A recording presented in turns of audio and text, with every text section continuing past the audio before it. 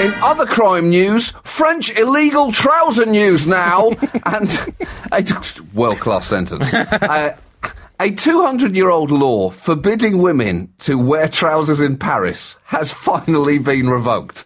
On January the 31st, France's Minister of Women's Rights made it officially impossible to arrest a woman for wearing trousers in Paris. And that means that for the last 2 centuries, Andy, any woman in Paris wearing an elegantly tailored pantsuit has technically been breaking the law and could have been arrested by not just the fashion police, but the actual police as well, which, having been to Paris, I have to say, could easily function as the same thing. The law required women to ask police for special permission to dress as men in Paris or risk being taken into custody. In 1892 and 1909, the rule was amended to allow women to wear trousers if, I quote, the woman is holding a bicycle handlebar or the reins of a horse. That is a magnificent loophole, Andy. No wonder so many chic handbags around that time were shaped like bicycle handlebars with horse reins for handles. Because what an amazing pair of objects to need to remember not to leave the apartment without if you were wearing trousers. OK, Jean-Luc, let's go. Let me check. Have I got everything?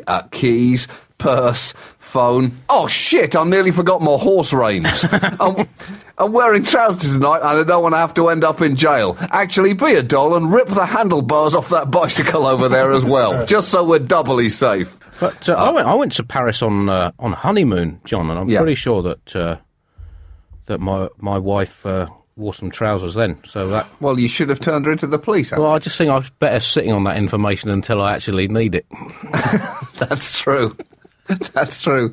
The law was kept in place until now, despite repeated attempts to repeal it, in part because officials said that the unenforced rule was not a priority and part of French, I quote, legal archaeology.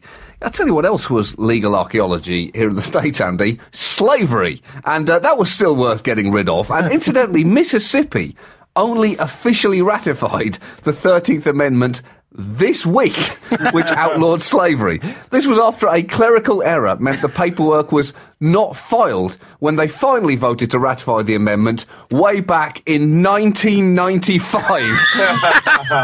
Just a century and a half late. They really wanted to be sure, I guess, Andy, that it was the right move for America. Yeah, you just don't want to jump into these things two-footed and then regret it later when it all turns out wrong. It actually happened after 2 men in Mississippi were inspired to check on the status of the amendment in their state after watching the movie Lincoln. So Mississippi was inspired by the movie Lincoln, Andy, not the actual Lincoln. They just didn't find him convincing enough at the time. They preferred the fake Lincoln years later instead. The British guy pretending to be Lincoln who was backed by a John Williams soundtrack whenever he opened his mouth. Maybe that's the problem with Lincoln at the time. He just lacked a bit of quality music behind him. Of course. Everyone's more impressive with a soundtrack. And to be fair to Mississippi, Andy, I think the main reason they took so long to ratify the 13th Amendment is that they just like coming last in things, whether it's education, race relations, or body mass indexes.